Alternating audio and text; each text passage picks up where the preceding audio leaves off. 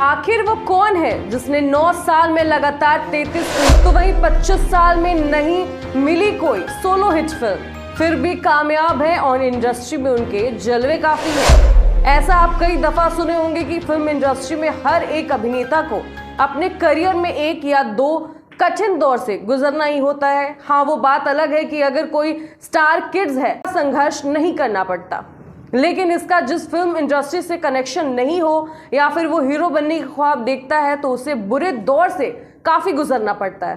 तो चलिए इसके दौरान ही हम आपको उदाहरण भी दे देते हैं कि उदाहरण के लिए अक्षय कुमार हैं, जो महामारी की चपेट में आने से पहले 2010 के जो दशक है उसमें कई बैक टू बैक फिल्में है वो हिट दी थी। उनकी किस्मत बदल गई और साथ ही 2021 के बाद उनकी असफल रिलीज का सिलसिला जारी रहा। हालांकि अक्षय की 7 फ्लॉप फिल्में, जिसे किसी एक बॉलीवुड अभिनेता द्वारा दी गई फ्लॉप फिल्मों की सबसे बड़ी सीरीज के बराबर नहीं है, क्योंकि एक हिंदी फिल्म इंडस्ट्री में एक ऐसा अभिनेता भी है जिनके फ्लॉप फिल्में का संघर्ष जो है वो सिलसिला लगभग 9 सालों तक चला।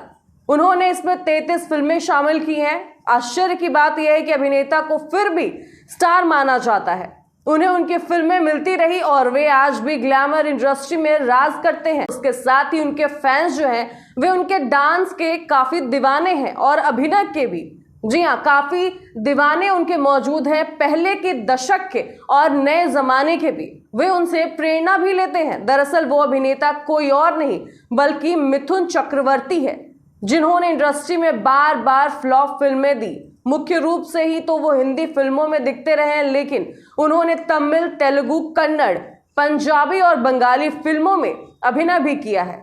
जी हाँ, उन्होंने भारतीय फिल्म इंडस्ट्री में किसी भी अभिनेता द्वारा सबसे ज्यादा फिल्में जो है फ्लॉप देने के लिए फेमस हुए हैं। तो आपको बता दें 1998 में से 2007 के बीच मिथुन चक्रवर्ती ने 33 फिल्मों में अभिनय किया, जिन्होंने सबसे उसमें ज्यादा बॉक्स ऑफिस पर असफल ही रही। यह क्रम 1998 में उनकी आखिरी फिल्म सिंगल हिट चंडाला की रिलीज के बाद हुआ और उन्होंने हिटलर, यमराज, गंगा की कसम, बिल्ला नंबर 786 यानी अग्निपुत्र और चालबाज, ऐलान और चिंगारी सहित कई फ्लॉप फिल्मों की जो है वो लंबी लिस्ट शामिल है।